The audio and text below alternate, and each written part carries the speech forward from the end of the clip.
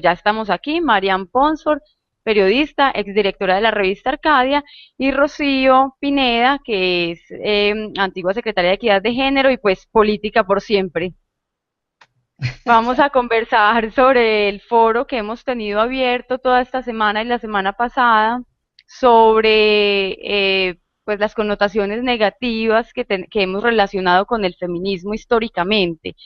La idea es que Mariana y Rocío nos cuenten, nos expliquen qué es lo que pasa, que el feminismo está rodeado como de tan mala fama. Uno de los principales argumentos que nos han dado en estos días en redes sociales y en el foro que tenemos abierto es que el feminismo está asociado con una superioridad femenina. ¿Por qué, Marian y Rocío? ¿Qué es lo que pasa ahí? ¿En qué parte de la historia nos enredamos? Rocío, ¿quiere Marian. hablar? Marian, Yo. toma la palabra. Bueno, yo creo que ese es en la dialéctica del amo y el esclavo. Cada vez que el esclavo hace alguna exigencia, el amo amenaza con que quiere al esclavo con que es una osadía, lo que cualquier petición, y siempre va a buscar argumentos para invalidar esa solicitud. Yo no creo que jamás las mujeres en la historia del feminismo han pensado ni se les ha pasado por la cabeza la idea de una superioridad femenina, o quizás algunas muy radicales. Pero lo que el feminismo siempre, por lo que ha abogado siempre, es por la igualdad de derechos. Yo creo que esa palabra, la palabra igualdad, ha estado ligada a la historia del feminismo, y es absurdo, en mi opinión, pensar en que el feminismo entraña algún tipo de pretensión de superioridad femenina. Rocío, no sé tú qué piensas. Estoy de acuerdo contigo y pienso que, digamos que el modelo o el guión mental que tenemos hombres y mujeres es de dominado y dominante.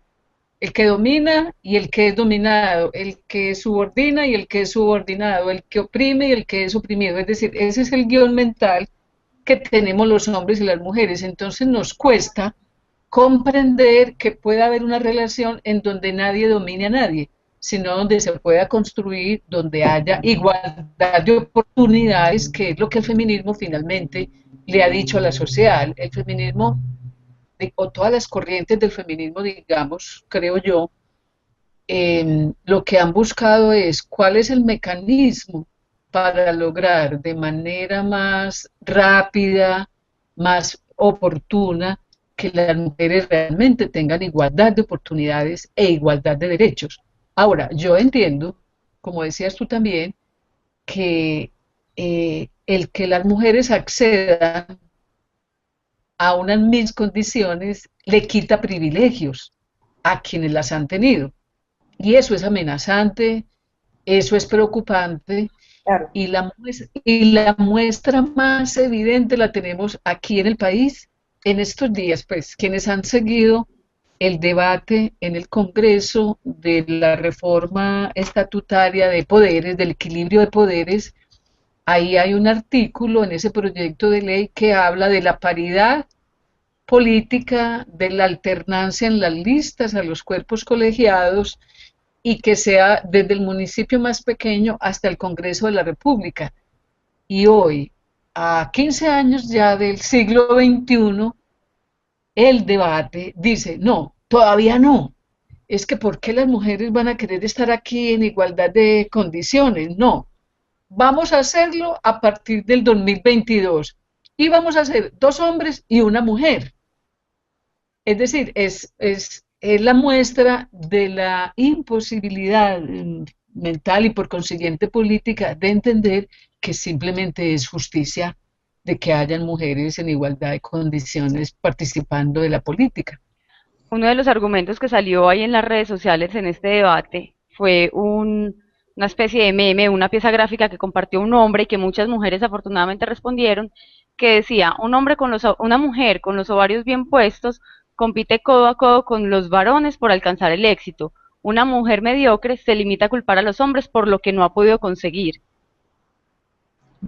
Yo creo que encuentro completamente vacíos, digamos, entiendo por qué los llaman memes. son completamente, pues a mí me parece completamente idiotas. Que no para mí, perdón, no vale la pena realmente ni siquiera discutir esa frase. O sea, hay todo tipo de comentarios que son tan insulsos que no creo que ameriten debate. Lo que sí quería más bien agregar a lo que ha dicho Rocío es que efectivamente sí hay un juego de poder, sí hay un juego de dominado y dominador en todas las relaciones humanas. Lo que pasa es que ese poder se mueve y a veces lo tiene uno y a veces lo tiene otro. Pero sí hay una dialéctica de la mujer esclavo en las relaciones humanas. El problema es cuando alguien asume el papel de dominador y la otra persona asume el papel de dominado. Y esa es la característica de la relación, sea en la sociedad o sea en la intimidad de una pareja. El problema es que esos roles no estén como péndulos inversos moviéndose en esa relación. Pretender que no hay un juego de poder en toda relación humana es, yo creo, una utopía. Creo que sí lo hay, pero que es movible, que es cambiable, y es muy sutil y muy complejo. Eso, pero estamos tal vez entrando en una esfera, digamos, entre filosofía y psicología, no sé dónde estamos muy bien, pero creo que tampoco podemos ignorar que sí hay un juego de poder, que el tema del poder está en juego. El poder existe en las relaciones humanas, o sea, es inherente a las relaciones humanas. No podemos prescindir de él, no es un sombrero que uno se quita o se pone. La pregunta es cómo se ejerce. Como la historia ha sido de dominación, ¿cierto? Relaciones de dominación, todavía es inimaginable cómo construir relaciones más simétricas. Y pienso que hay mucho miedo a que las mujeres ocupen un lugar no de dominante, sino de lo que dicen alguien como equipotente, de pares con los hombres. Ahí hay una imposibilidad de ver que se puede tener relaciones de pares, como dices tú, que van y vienen, y entonces hay el miedo a que las mujeres ocupen el lugar de la dominación. Cuando yo era secretaria de la alcaldía de Medellín, aquí en Medellín cada año se hace un encuentro internacional de caricaturistas. Y en el 2009, las personas que dirigen aquí ese encuentro le colocaron además una invitación a las personas, a las caricaturistas y a los caricaturistas, y era las mujeres y el poder. Quienes quisieran de manera voluntaria referirse al tema. Y bueno, y para eso pidieron patrocinio de la alcaldía. A mí me gustó mucho la idea y obviamente lo patrocinamos. Llegaron 157, más o menos, 157 caricaturas de todo el mundo referidas al tema de las mujeres y el poder. Cuando vi la exposición, me quedé anonadada de la percepción que había de las mujeres con poder, tanto que a raíz de esa, digamos, de esas caricaturas o de la visión que yo tuve, le propuse al organizador hacer una publicación, clasificándolas un poco como yo las había visto, como en cuatro digamos, categorías, y a invitar a un hombre y a una mujer a que opinaran sobre ese grupo de caricaturas que se referían. ¿Cuáles eran esas cuatro? La dominante, la que tenía más caricaturas, eran siempre los hombres chiquiticos o los hombres minimizados y las mujeres gigantes. Voy a dar un ejemplo o dos ejemplos de la percepción, digamos, de cómo la presentaron caricaturistas de todo el mundo, la mayoría hombres. Una gran jaula sostenida por el dedo meñique de una mujer, y dentro de la jaula un hombrecito chiquitico.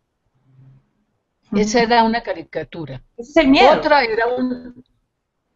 Sin miedo. Otra era una cruz formada por dos escobas, una escoba vertical y una escoba horizontal, y ahí un hombre crucificado. y todas por el estilo. Y No, eran yo mujeres entiendo casi grandotas, tetonas, culonas, grandotas, pues monumentales, y los hombres disminuidos. Cuando yo vi hice la primera ronda, yo iba con un escritor que me habían acabado de presentar y yo decía, pero qué horror, ¿qué es esa imagen que se tiene de lo que es las mujeres y el poder? Otra común era el sexo y el poder, es decir, la utilización del aspecto sexual de las mujeres en relación al poder. Y la caricatura que ganó, voy a tratar de graficarla, era un torso de mujer, o sea, no tenía cabeza, solamente del cuello hasta el talle, con un escote gigantesco que se le veía casi la mitad de los senos, y una banda presidencial. Pero la banda estaba cortada para que se pudieran ver las tetas, ¿cierto? Esa fue la caricatura ganadora. Y muchas de ellas tenían relación con esa parte, como el sexo y las mujeres y el poder. Era como esa triple dimensión. Pero habían unas cuantas que mostraban a las mujeres solidarias entre ellas. Entonces, así la que más me acuerdo es una escalera y allá al fondo, al final, arriba en la escalera, había un trono y las mujeres ayudándose a subir allí. Había otra que también era una especie de ascenso y entonces ponían ladrillos, pero eran mujeres las que ponían ladrillos. Y hubo una muy parecida en donde eran, supongamos, 6 mujeres ayudando y 3 hombres también ayudando. Entonces, a mí simplemente me quedó una idea de ese concurso y es un profundo temor al poder de las mujeres, porque se supone, creo yo, me atrevería a decir, que las mujeres que tengan mayores niveles de poder o de empoderamiento, como decimos nosotras, van a hacer un uso de dominación con los hombres como el que han tenido tradicionalmente los hombres con las mujeres. Y creo que ese es un mito que hay que empezar a debatir, que hay que empezar a discutir, porque es construir relaciones más simétricas donde hombres y mujeres puedan discutir sus puntos de vista y sus percepciones de la sociedad para construir relaciones privadas, familiares, de trabajo mucho más simétricas. Hay unos asuntos que reitero que han salido recurrentemente en este debate, en este foro que hemos tenido abierto, que aunque para ustedes de pronto sean la base de la discusión o asuntos un poco vacíos, para nuestras lectoras, nosotras sabemos que en este momento para ellas es la base de la discusión y son las dudas que las rondan y tienen mucho temor a la palabra feminismo. Y uno de esos asuntos es que frecuentemente cuando hablamos de violencia contra las mujeres, por ejemplo, siempre sale el argumento de ¿y los hombres violentados qué? Entonces sabemos que las cifras son altamente diferenciales, pues el porcentaje no tiene comparación y sin embargo siempre sale el asunto de los hombres violentados que, como si en las mujeres hubiera una especie de victimización. ¿Qué otras formas de ridiculizar o de minimizar el feminismo conocen ustedes y qué piensan de estas mismas formas? Mira, hay un hecho biológico innegable que probablemente tiene mucho que ver con el origen de la superioridad masculina, que es los hombres tienen más fuerza física que las mujeres. O sea, eso es así, no lo podemos negar. Sí. Así como las mujeres tenemos un útero y parimos hijos, pues los hombres tienen más fuerza física. Cuando dices violentados, me imagino que te refieres al abuso sexual. O ¿O no? físico. O físico. No necesariamente sexual. Y Hombres la que son violencia golpeados, porque es un argumento muy recurrente. ¿Quién en una relación tiene la capacidad o la probabilidad de ganar una pelea física? Es hombre, indudablemente, claro. De ser capaz de golpear, de ser capaz de violar, de ser capaz, por esa superioridad física, es el hombre. Es el hombre el que siempre va a llevar, digamos, entre comillas, las de ganar en una confrontación física que incluye el sexo. Esto se ha dado así a lo largo de la historia. Eso nunca ha cambiado. El que haya ocasionalmente hombres que deben ser supremamente débiles y con mujeres particularmente fuertes, un caso bastante extraño, digamos, y bastante atípico, en donde la mujer le pega al hombre, bueno, al fin y al cabo por eso es noticia, lo mismo que no es noticia que un perro muerda a un niño y sí es noticia que un niño muerda a un perro. Pues un hombre violentado es noticia en ese sentido, o sea, rara vez un hombre muerde a un perro. O sea, es que a mí, en estos temas de los hombres violentados, es como que salga alguien a decir, pero yo no entiendo por qué se habla siempre en contra de la violencia contra los animales y a mí me mordió un perro, ¿por qué no hablamos de la violencia de los animales contra los hombres o contra las mujeres? O sea, me parece como así o sea, me parece buena la analogía de lo sinceramente insignificante con respecto al problema del abuso del hombre de la mujer, el problema de la mujer del abuso de la mujer al hombre. Es insignificante en las estadísticas, es insignificante en la vida. Y me parece que datos en todo. Tampoco, todos los La otra parte de la pregunta, ahora, Rocío, lectoras, estoy mandando para el carajo. Ahora, hay una cosa, Mariana, y es que hay dos miedos muy grandes en las mujeres. Uno, si a ti te dicen que eres feminista, tienes un gran riesgo de quedarte sin pareja masculina. Digamos, yo no sé de pareja femenina, pero digamos en el caso de las parejas heterosexuales, las parejas, hay un temor, hay un temor. Yo he tenido amigos que me lo han dicho, es que nosotros no sabemos qué hacer. ¿Cómo hace uno para relacionarse con mujeres empoderadas? ¿Cierto? Digamos, entonces las mujeres tienen mucho temor a quedarse sin posibilidad de tener pareja. Y ese es un temor Ese temor. muy difícil de trabajar, pero que es necesario trabajar porque pues miles de feministas, tampoco son pues millones las feministas, pero la gran mayoría tienen sus parejas o hemos tenido las parejas pues sin ningún problema. Y el segundo es a que te digan que eres lesbiana, porque frecuentemente es muy confundido el feminismo con el lesbianismo. Entonces son dos grandes temores en el caso de las mujeres que las acompañan y que si no hay una suficiente información y se habla suficientemente de esto, difícilmente digamos que esos mitos los vamos a desestructurar. Pero tú has dado en la palabra clave, Rocío, que es la palabra información. Antes de empezar este hangout, estábamos hablando, me hacías una pregunta muy interesante que era el papel la pregunta por el papel de las mujeres en el posconflicto. Y yo te decía que más que mujeres me parece que es una responsabilidad de toda la sociedad, pero tienes razón al pensar que somos las mujeres o debemos ser mujeres, no sé si las mujeres, pero debemos ser mujeres quienes jalonemos el tema. Es el tema de información y educación para niñas fundamentalmente. ¿Es discriminación positiva? Sí, es discriminación positiva. ¿Por qué? Porque la mayor parte de las niñas, porque en Colombia todavía es un país donde profesores en un municipio, en el Tolima, sacan hoy a las niñas de clase de matemáticas porque creen que las niñas no sirven para aprender matemáticas. Eso pasa hoy en Colombia.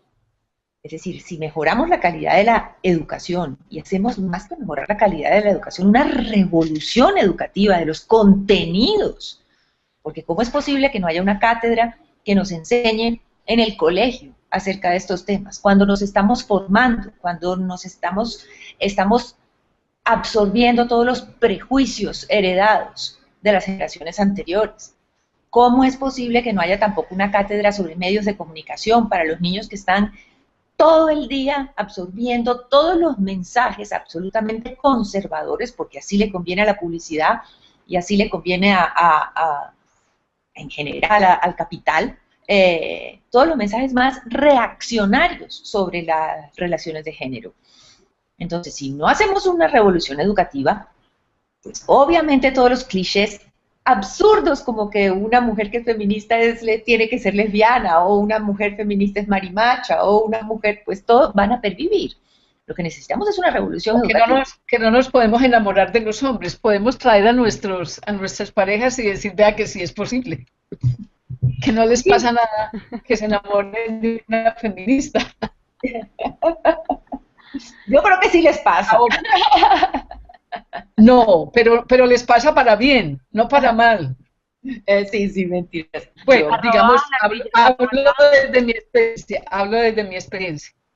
Rosy, arroba Ahora, Natilla Zapata pregunta en Twitter que si el feminismo debe ser una moda para que tome fuerza. Es decir, ¿qué tan conveniente es que sea una moda que se está pasando en este momento en Hollywood, en la alfombra roja, para que tome fuerza? ¿Vale la pena como el riesgo de que sea una moda o qué?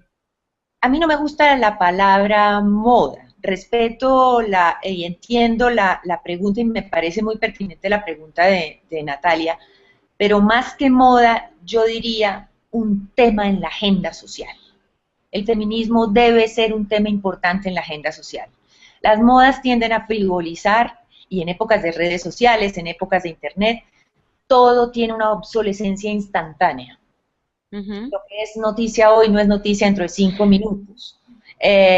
Y nunca, creo yo, o digamos, nunca no, pero cada vez es más difícil probar la efectividad de estas modas de las redes sociales. El caso más dramático es el del balde de hielo, que recogió en Colombia 50.000 pesos y nadie sabía para qué era.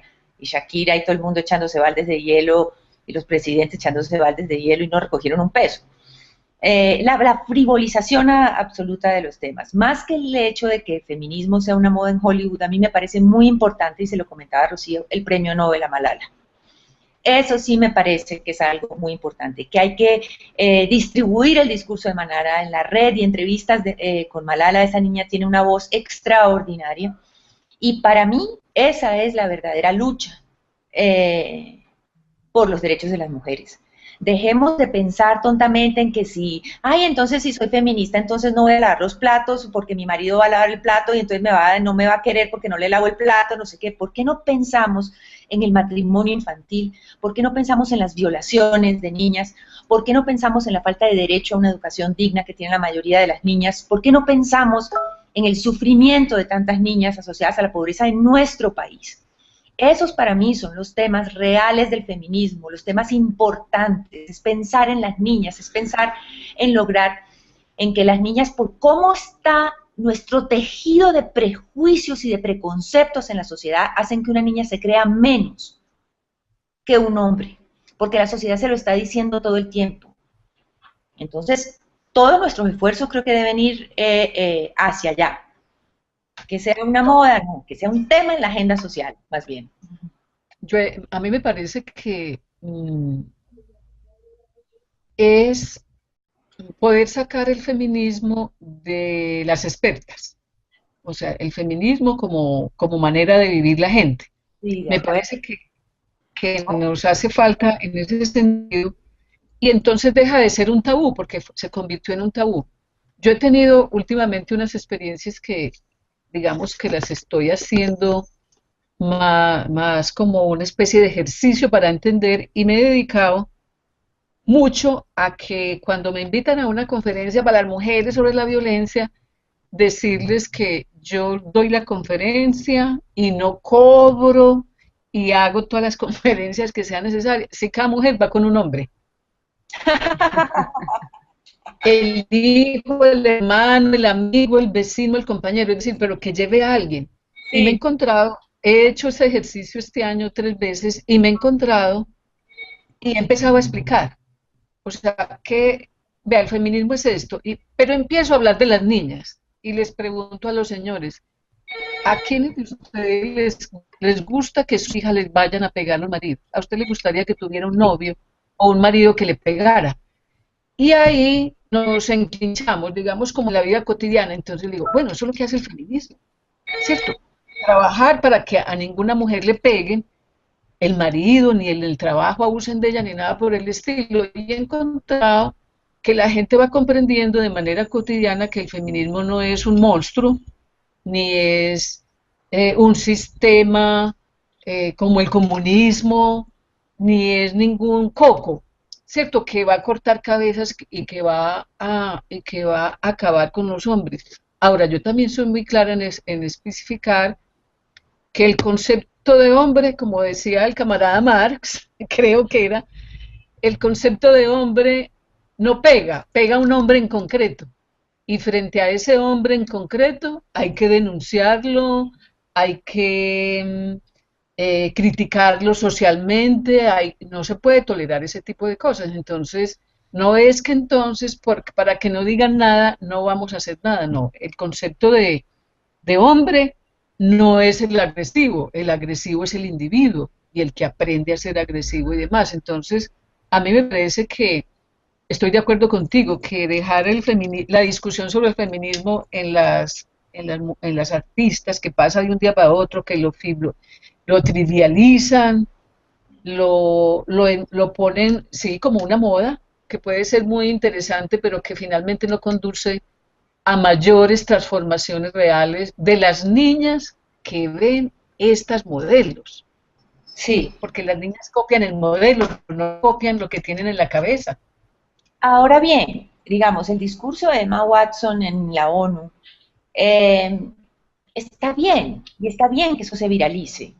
Y está bien, sobre todo porque ella es un ícono, es una figura emblemática, digamos, un arquetipo para muchas jóvenes. Entonces es mucho mejor que vean ese discurso a que no lo vean. Que vean que Emma Watson, que tantos niños vieron en Harry Potter, que hoy son adolescentes, que hoy tienen pues, la edad de Emma Watson, la vean. Eso está bien, porque no es un tweet, no es una tontería, es un discurso dado frente a la ONU, a Naciones Unidas. Eso es importante, digamos. Eso me parece bien y no sé ahora ya la alfombra roja de Hollywood, sí me parece que todo se vuelve ya un poco más frívolo y más tonto. Tengo otras dos preguntas de Twitter, son muy parecidas. Voy a hacer las dos preguntas de una vez. Dice arroba la Rolex que por qué no hay una cátedra en los colegios sobre igualdad de género y Caro Bolívar pregunta cómo hacer pedagogía sobre el feminismo. Rocío, ¿contestas tú o contesto yo? Bueno, voy a hablar sobre la cátedra, digamos que es un tema importante. Yo pienso que más, incluso creo que legalmente hay una obligación, ¿cierto?, de que la escuela, que el aula educativa, quienes la dirigen, no reproduzcan los estereotipos de desigualdad de género. El problema de la cátedra, si bien es importante, pienso que nos toca hacer un ejercicio muy grande con las facultades de educación que forman a los maestros y a las maestras, las pedagogías, porque hay mucha dificultad para que una maestra o un maestro hable de equidad de género si no tiene la pedagogía y no conoce a fondo de qué se trata para poder hacer de la vida cotidiana en el aula un ejercicio de construcción de relaciones equitativas entre hombres y mujeres. Es lo mismo que pasa con la educación sexual. Entonces uno dice, ¿quién va a educar sexualmente si tiene mitos a granel? Si es un modelo, por ejemplo, de mujer, si de pronto una maestra es un modelo de mujer sujuzgada, si es un profesor abusador.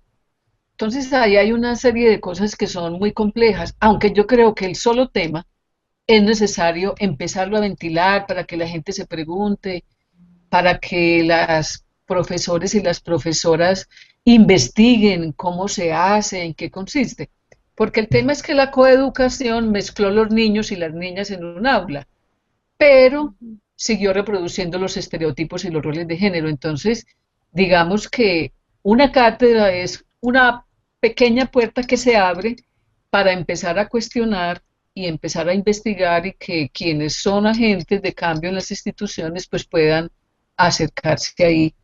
Es a mi modo de ver una manera, pero los medios de comunicación, creo que el Estado colombiano en este caso se ha hecho el de la vista gorda y le ha faltado una estrategia comunicacional permanente, de largo aliento, que de verdad contribuya a cuestionar esos roles y esos estereotipos. Yo estoy aterrada de ver a las mamás pintando a las niñas de 4 años las uñas, llevándolas a que les alicen el pelo, pues para una presentación en la institución educativa. Yo veo cómo está de arraigado ese rol de las niñas como objeto sexual, que creo que tendrán que ser estrategias novedosas, nacionales, locales, de mucho impacto, si queremos realmente impactar esa relación.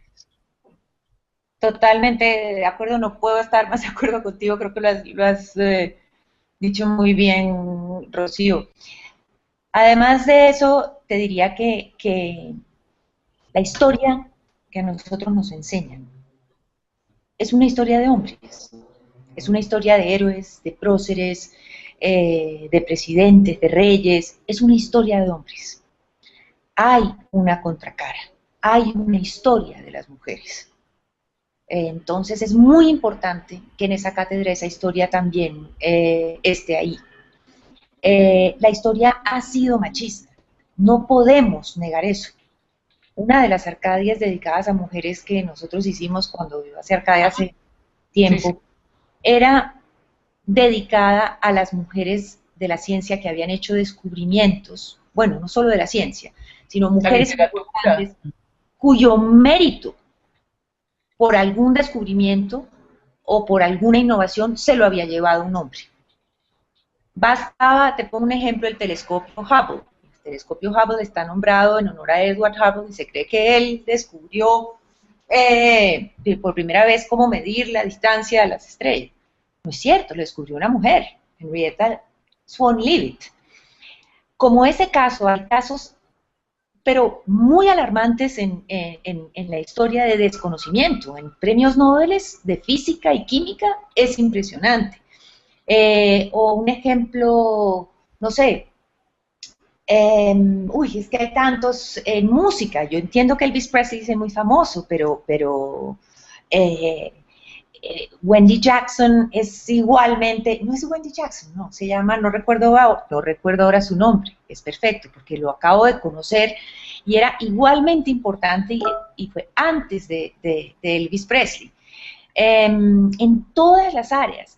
El caso, todos sabemos, conocemos la lista de Schindler por la película de Ajá. Steven Spielberg, pero es mucho, mucho más heroico que el caso de Schindler, el caso de Irina Sender, la polaca, una mujer que logró salvar más de 200 niños judíos sacándolos del gueto de Varsovia.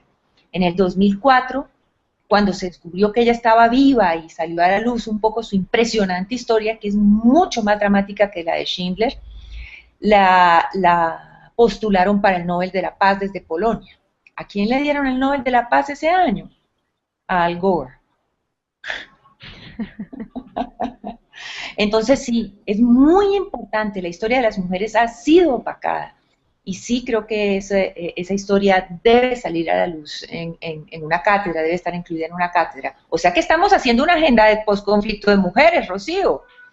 Aquí en Claro. educación, cátedra, educación para niñas, ¿ah? Ya estamos Y Eso haciendo, sabes, preguntaba en sabes, Twitter Lucas P. que cómo incluir el tema de género para la paz. Yo creo que ya le dieron la respuesta en parte. sí, creo que sí, no, Rocío. yo quería contarte, Marian, que nosotros tuvimos una experiencia en la gobernación bien particular. Cuando yo llegué en el 2012 y empecé a ir a los pueblos, me fui encontrando de casualidad, digamos, con que en muchas instituciones educativas hacían reinos de niñas, en las instituciones educativas. Y me contaban también que no solamente, sino de modelaje. Y yo no podía creer que eso existiera en las instituciones educativas. Me parecía que era pues en los concursos, etcétera. Entonces No, nos empezamos a ver cómo hacer para acabar con eso. No encontramos y lo único fue sacar un decreto prohibiendo. Yo no encontraba la palabra porque prohibido, prohibir, como decían a finales de los 60, pero sí. bueno. Y lo que encontramos fue dos reacciones positivas que creo que es muy importante y que vale la pena resaltarlas. Una, en muchas instituciones educativas, entonces las maestras empezaron a hacer concursos de jóvenes, de niñas talento en las instituciones educativas. Y eso me parece que son maneras, ¿Sí? ¿cierto?, de ir mostrando el valor de las mujeres por otras, es decir, superando el tema pues del aspecto físico. Y también cuando empezamos el concurso de jóvenes talento por todo el departamento en los municipios, pues obviamente que los únicos aliados y los principales aliados eran las autoridades municipales. Queríamos hacerlo, era con las alcaldías, son muy poquitas mujeres, sabes que en Antioquia solamente hay 10 mujeres alcaldesas de 125 y encontramos poco a poco respuesta de los alcaldes muy Ujú, importantes y hubo, bueno, que yo salí en abril, habían 62, creo que ha aumentado, pero no tengo exacta la fecha, ujú. 62 alcaldías decidieron cancelar el reinado de la yuca, de la papa, de la caña de azúcar y retomar el concurso de mujeres jóvenes talento en la municipalidad.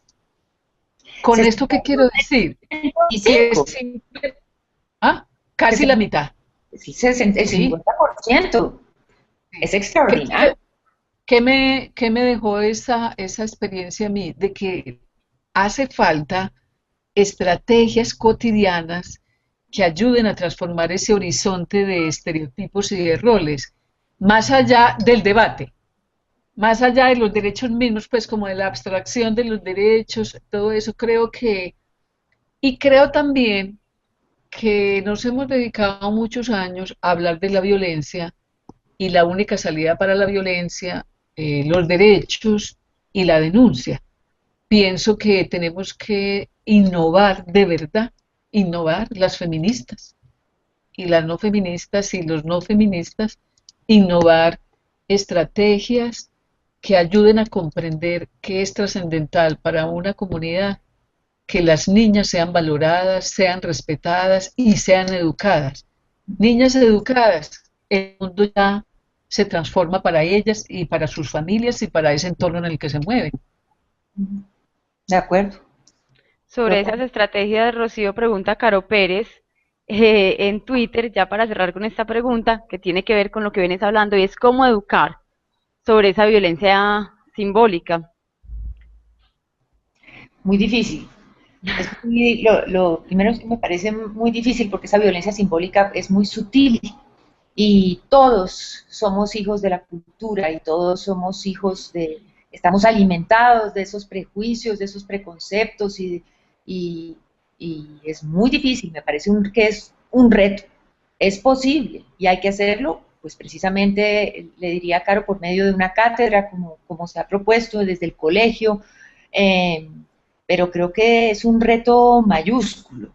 Eh, ¿Cuántas veces? O sea, es que la discriminación a las mujeres es una cosa muy sutil en las sociedades un poquito más desarrolladas o en los estratos más altos, porque siempre está disfrazada de piropo, siempre está disfrazada de elogio, siempre está, es muy complejo, es la violencia simbólica que hay muy complejo en la sociedad. Cuando hablamos ya no de violencia física en los estratos bajos, menos educados, sino todo un reto. Eh, yo recuerdo una conversación en una fiesta hace como un año en Colombia, en la zona más elegante, con la gente más fifi de Bogotá. Yo caí ahí, tengo un buen amigo. Y yo no podía creer cómo empezaron de pronto en esa conversación a burlarse de las lobas, de las mujeres lobas. Qué sorna, qué burla. Y cómo las mujeres eran igual de burleteras que los hombres, Partícipes de la pero burla. totalmente. Y yo trataba de protestar y fui inmediatamente tachada de Histérica. feminista, recalcitrante, aburrida, harta, mamerta, gas, usted qué hace aquí, usted no pega en este grupo. Y yo recuerdo que en ese entonces yo tenía un novio que se llama Rodrigo Pardo, que es muy respetado, digamos, en Lo Colombia, conocemos. Sí, ecuánime, claro. una imagen de mucho poder, porque es lo que se supone que es muy inteligente y muy ecuánime. Y él dijo, pues yo tampoco participo de esta conversación porque yo no estoy de acuerdo con el concepto.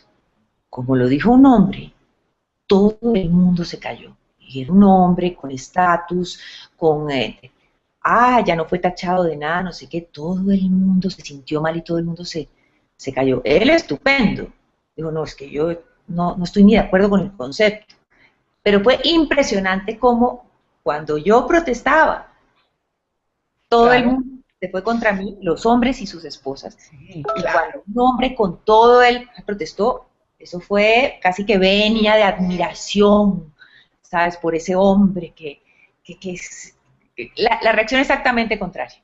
Ujú. Sí, sí, sí, sí. Eh, eh, Es muy frecuente nosotras que hemos tenido, digamos, posiciones de poder, trabajos digamos, con un buen ejercicio de poder, llamémoslo así. Y es que lo que tú hablas no tiene valor. Es decir, yo digo que todavía no hay escucha para la voz femenina, como para la onda femenina. Pero ¿verdad? cuando uno, como que te pasó en una reunión, de que se está hablando cualquier asunto de trabajo, bueno, en fin, cuando un hombre da la misma opinión, emite el mismo concepto, la valoración es completamente desigual, desigual. Sí, no, es que ese Eso es de un lado, totalmente. pero también estoy asombrada, he conocido en estos 6 meses que llevo por fuera muchas mujeres de clase muy alta tan violentadas físicamente como las mujeres en peores condiciones económicas. Es decir, realmente eso atraviesa el mundo de las clases sociales por igual, creo yo. Ahora, yo estoy ahora intentando hacer un ejercicio pues, de estudio por un lado, pero también de interacción con la gente, de frente a la violencia, nosotros lo que tenemos que trabajar simbólicamente es la constitución de mujeres seguras, porque a nosotras, como lo teníamos, como lo hicimos en la gobernación con la campaña Mujeres sin Miedo, el miedo ha hecho parte del proceso de aprendizaje del ser mujer. Está legitimado el miedo en las mujeres y el miedo genera inseguridad, es decir, todo lo que desencadena el miedo en una persona. Entonces, pienso que yo por lo menos estoy empezando a hablar de las mujeres seguras a nivel individual y a nivel objetivo, porque bueno, hay riesgos reales frente a las mujeres, entonces, cómo la mamá, el papá, la familia, la maestra, el maestro empiezan a enseñarle a las niñas desde temprana edad a abordar esos miedos. No hay, perdón, esos riesgos de agresión. No a infundirles miedo, sino al contrario, a llenarlas de herramientas que le den seguridad para abordar esos riesgos a la seguridad. Porque entonces uno dice, ¿por qué una mujer estudiada de nivel económico alto no es capaz de ver que ese hombre que acaba de conocer es un futuro violentador de ella? Si hay indicios que muestran quién puede ser más violento, pero nadie nos enseña a ver eso. Entonces, pienso que el tema de la educación de las niñas y de las mujeres pasa también por construir el tema de la seguridad a nivel subjetivo y también a nivel objetivo, que lo harán las políticas públicas, pero es como llenar de esos motivos a las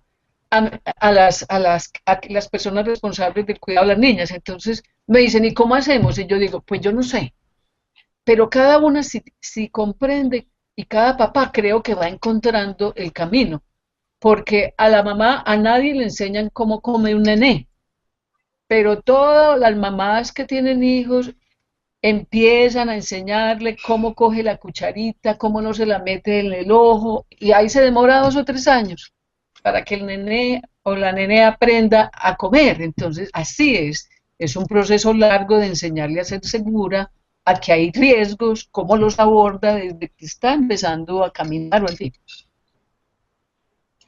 Por lo menos yo, hasta que no me demuestren lo contrario, voy a seguir por la ruta de cómo trabajar la seguridad simbólica de las mujeres y real. Ujú. Ya que Rocío, perdón, que comentaste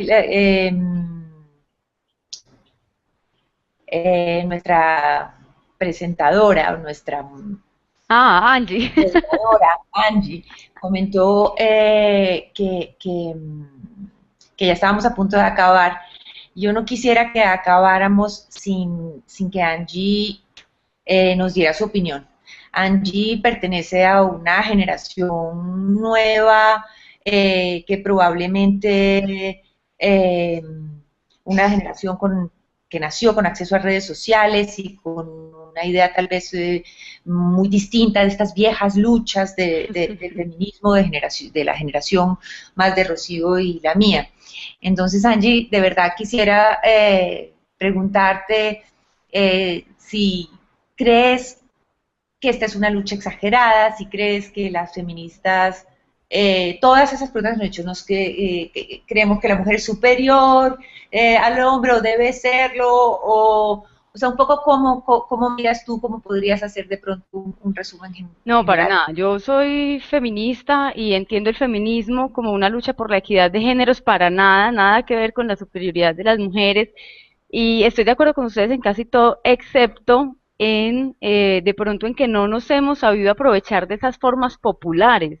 Y esas formas populares son las redes sociales, es la televisión, la música, la cantante que pasa en la alfombra roja, así sea que la vimos una sola noche, Beyoncé cuando sale a hacer un concierto y pone atrás que es feminista y explica qué es el término feminismo. Creo que todas esas fórmulas populares sí las tenemos que coger y hacerlas nuestras y aprovecharnos un poco de ellas para el mainstream que llaman, ¿no? Sí. Entonces, como que vamos llegando ahí un poco a todo el mundo, pero acojamos también estas formas que son nuevas y que son poderosas y que puede que un tweet en 30 segundos no lo vea nadie, pero a quienes les llegó en estos 30 segundos, quienes te están preguntando a ti a través de Twitter, creo que sí tenemos que echar un poco mano de eso.